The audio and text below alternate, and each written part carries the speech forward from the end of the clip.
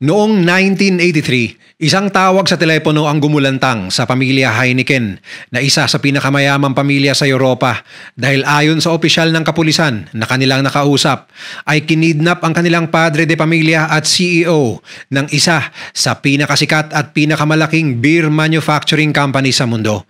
Kasabay ang paghingi ng mga kidnapper ng malaking halaga at kung hindi ay wala silang pag-aalinlangang patayin ang kawawang CEO. At ang mga sumunod na pangyayari ay tinagurian bilang isa sa pinakahenyong kidnapping incident sa kasaysayan kung saan gulong-gulo ang kapulisan kung sino ba talaga ang gumawa ng krimen at kung saan dinala ang kanilang tinangay na bilyonaryo. Ito ang true story sa likod ng malupit na pagkidnap kay Freddie Heineken. Mr. Goodbye! December 31, 1981, abala na ang ibang mga tao sa Amsterdam, the Netherlands sa paghahanda sa pagpasok ng bagong taon. Ngunit iba ang plano ng magkakaibigang sina Cor van Hout, Willem Holleder, Franz Mayer at ang pinakabata nilang miyembro si Martin Aerkamps. Meron pa silang isang kaibigan na absent ng gabing yon, si Jean Boulard, na isa sa magiging pinakaimportanteng parte ng kanilang gagawing operasyon. Sa pangunguna ni Cor van Hout, nagkasundo ang mga magkakaibigan na panahon na para umaksyon sila laban sa pang-aapi ng gobyerno sa kanilang pamumuhay. Reklamo ng magbabarkada ang tila pagtaas ng buwis at paglaki ng interes ng mga bangko na tila balubhan ang nakakaapekto sa kanilang mga negosyo, lalo na sa tumatamlay na construction business ni Van Hout. Hinaing pa nila na di rin tatagal ay unti-unti nang mauubos ang kanilang mga ari-arian, mga magagarang sports car, mga bahay at lupa, yate at ang kanilang mga kabayo. Kaya naman ang solusyon ng mga lalaking ito ay walang iba kundi pera, limpak-limpak na pera. Pero paano sila makakabuo ng napakalaking salapi ng walang kahirap-hirap? Siyempre, saan pa kundi sa pamamagitan ng iligal na pamamaraan. Sa bagay, hindi na sila bago rito. Sa katunayan, nasubukan na ng grupong ito ang pagiging mumunting mga kriminal. Sa mga nakaraang taon, ilang beses na silang nasangkot sa kabi-kabilang pagnanakaw sa mga bangko. Ngunit ni minsan ay hindi pa sila nahuhuli. Pero noong New Year's Eve, bago pumatak ang bagong taon ng 1982, makakabuo sila ng isang plano na magiging simula ng isang kaati-atikabong krimen na tatatak sa kasaysayan ng The Netherlands. Napagpasyahan nila kung ano ang dapat nilang gawin. Yan ay ang pagdukot ng isang napakayamang personalidad sa Netherlands. Kapalit siyempre ng napakalaking ransom. Inilatag ni Van Hout ang mga posible nilang gawing biktima. Noong una, ikinonsidera nila ang pagkidnap sa mga miyembro ng royal family o di kaya ay matataas na politiko. Subalit na pagtanto nila na baka masyadong delikado kung ganitong uri ng mga tao ang kanilang dudukutin. Pasok din sana sa kanilang listahan ang napakayamang negosyante na si Vice Decker, ang dating CEO ng Philips. Ngunit hindi nila ito ipinagpatuloy dahil masyadong malayo ang tirahan nito mula sa Amsterdam.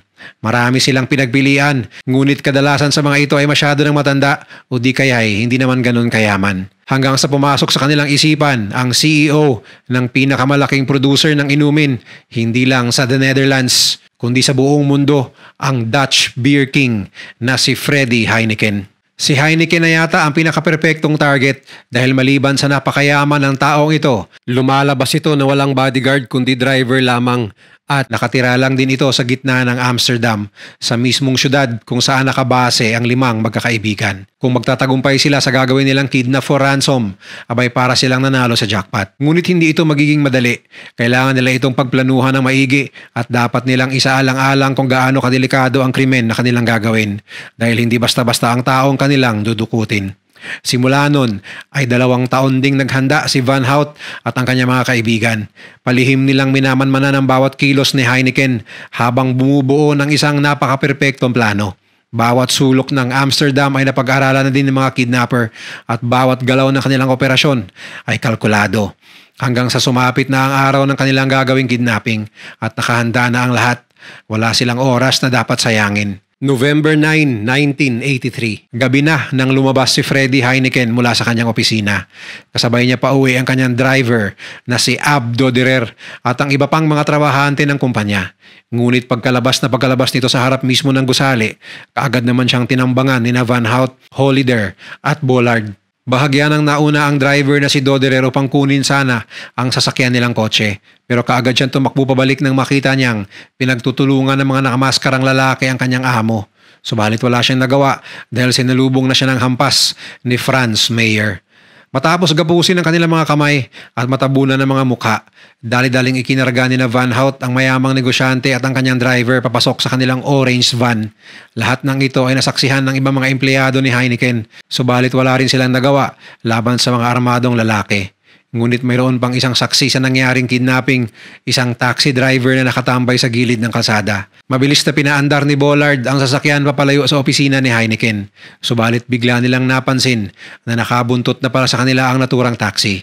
Halatang halata na sinusundan sila nito. Ngunit hindi nila ito pinansin nung una sapagkat may mas malaki pa silang problema na dapat harapin. Maya-maya, dadaan sila sa Vetteringskans intersection, isang critical na parte ng Amsterdam na dapat nilang lagpasan bago makapunta sa kanilang hideout. Ang inisyal nilang plano, dapat sana ay nakabantay lang si Martin Aircamps sa intersection upang maniobrahin ng stoplight para dire-diretso lang ang kanilang takbo. Subalit timing naman na mayroong mga rumorondang pulis sa lugar at baka manghinala sila kay Aircamps, kaya naman kailangan nilang baguhin ang kanilang plano. Buti na lang at nang makarating na ang sinasakyan nilang van sa intersection ay sakto ring umalis na ang mga pulis para bang nabunutan ng tinik si Van Hout na mga sandaling yon. Habang binabaybay nila ang madilim na kalsada ng Amsterdam, nasisipat nila sa side mirror na nakasunod pa rin ang taxi. Kahit ba planadong-planado na ang kanilang metikulosong pagdukot kay Heineken, hindi pa rin nila pwedeng isugal ang kanilang misyon dahil sa taxi driver na yon. Sa loob ng 2 taong pagpaplano, alam na ng grupong ito ang pasikot-sikot ng Amsterdam. Lahat na yata ng posibleng daanan at mga haharapin nilang obstacle ay napag-aralan na nila.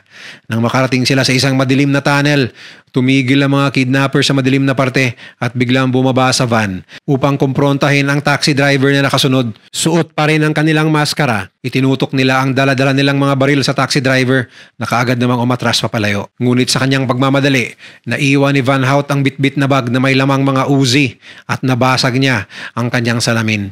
Sa bandang unahan naman ng tunnel, inilipat ng magbabarkada si Heineken at Doderer sa ibang sasakyan at kaagad ding umiskerda papalayo sa lugar. Maliban sa pagsulpot ng taxi driver kanina, wala namang naging aberya sa ginawa nilang operasyon at sa loob lamang ng 35 minutes ay tagumpay nilang nadukot ang pinakaimportanteng tao ng Heineken Beer Company. Pansamantala muna nilang inilagay si Freddie Heineken sa isang malayong warehouse na pag-aari ni Van Hout.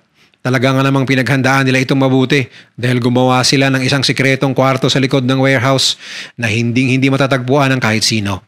Pagkalipas lamang ng mahigit 1 oras, kasabay ng impormasyong natanggap nila mula sa taxi driver, dumating sa lokal na police station ang isang kahon na naglalaman ng mga kagamitan na pagmamayari ni Heineken at Doderer. Sa isang liham na isinulat sa papel na gawa sa Germany, nagulantang ang mga pulis dahil sa pangyayaring ito, ngunit mas lalo silang nagulat nang mabasa ang mga nakasulat sa liham. Ang paghingi ng mga kidnapper ng ransom na nagkakahalaga ng 35 million Dutch guilders o halos $18 million ng mga panahong yon. Kung ikukumpara sa pera ngayong 2025, papalo na sa mahigit $57 million ang ransom na ito. Isipin nyo na lang kung talagang gaano kalupit ang mga kidnapper ni Heineken noong 1983. Tansya ng mga pulis. Ito na yata ang pinakamalaking ransom na hiningi ng mga kidnapper sa kasaysayan ng The Netherlands. Marami pang mga kondisyon ng mga kidnapper kagaya ng hindi pagsasapubliko ng pagdukot kay Heineken at kailangan mga lumang pera ang ibayad ng kanyang pamilya bilang ransom upang maiwasan ang pag-trace nito. Dagdag pa nila, kailangan ding nakadistribute ang naturang pera sa 5 sako. Subalit ang malala pa nito ay hindi sila direktang makikipag-usap sa mga pulis. Bagkus ay magpapadala lamang sila ng mga voice recording ni Freddie Heineken at Ab Doderer habang binabasa ang kanilang mga demand. Sa makaulit, talagang pinag-isipan ni na Van Hout ang kanilang ginagawa. Hanggang sa mga sandaling yon, tila ba napakatagumpay na nga talaga ng kanilang ginawang kidnapping at ang ilang taon nilang pagpaplano ay mapapalitan din sa wakas ng milyon-milyong halaga ng pera. Kung maaalala nyo, ang bag na may lamang mga baril na di sinadyang naiwan ni Van Hout sa tunnel at ang mga basag na salamin sa kalsada, abay hindi nyo aakalaing parte pala ito ng napakatalino nilang plano. Kinabukasan, natagpuan ng mga pulis ang mga Uzi at ang ginamit na van ng mga kidnapper sa naturang tunnel. Kalaunan ay natuntun rin nila ang pangalawang kotse na ginamit ng mga suspect na kanilang inabandona sa isang bakanting lote malapit sa border papuntang Belgium.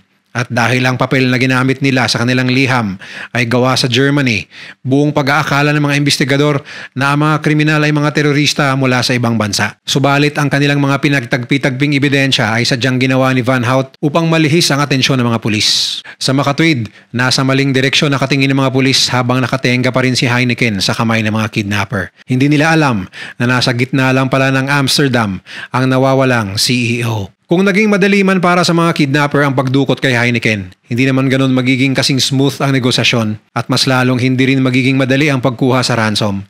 Napagtanto rin nila Van Hout kung gaano kabigat ang 35 million guilders. Bilang 5 silang magkakasabwat, bawat isa sa kanila ay hahawak ng isang bag na may lamang 7 milyon. Subalit ang problema roon ay kung gaano kabigat ang timbang ng bawat sako. Ang kailangan naman nilang solusyonan ngayon ay kung paano nila makukuha ang ransom nang hindi nahuhuli ng mga pulis. Madali mang isipin, ngunit talaga namang napakahirap nitong gawin. Samantala, napag-alaman na ng pamilya ni Freddie Heineken ang nangyari sa kanya.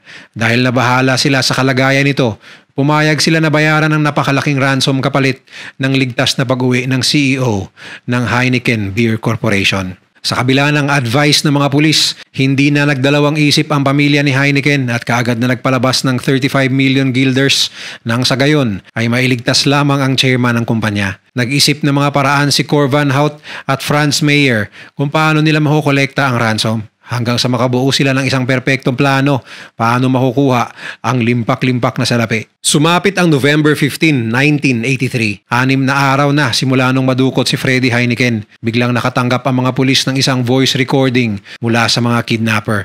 Isinaad ng recording ang mga instruction. Banta pa ng mga kidnapper na kapag tinangka ng mga pulis na gumawa ng kahit anong taliwas sa kanilang mga instruction, ay papatayin nila si Heineken at ang driver nito. Ginutusan ng mga kidnapper ang mga pulis na pumunta sa Hilton Hotel at makikita nila ang susunod na instruction sa ilalim ng pinakaunang poste. Nang marating ng mga pulis ang nasabing lugar, nabasa nga nila ang pangalawang instruction na nagsasaad na kailangan nilang markahan ng X ang kanilang sinasakyang puting van at dapat ay dumiretso sila sa isang liblib na bakanting parking lot sa labas ng Amsterdam. Subalit tila ba nagkakaroon ng hindi pagkakaintindihan ng dalawang kampo. Hindi na mataan ng mga kidnapper ang nasabing van kahit pa man nilang oras na silang nag-aabang sa nakasaad na lokasyon. Sumapit na ang madaling araw, ngunit wala pa rin silang natatanggap na kahit anong balita.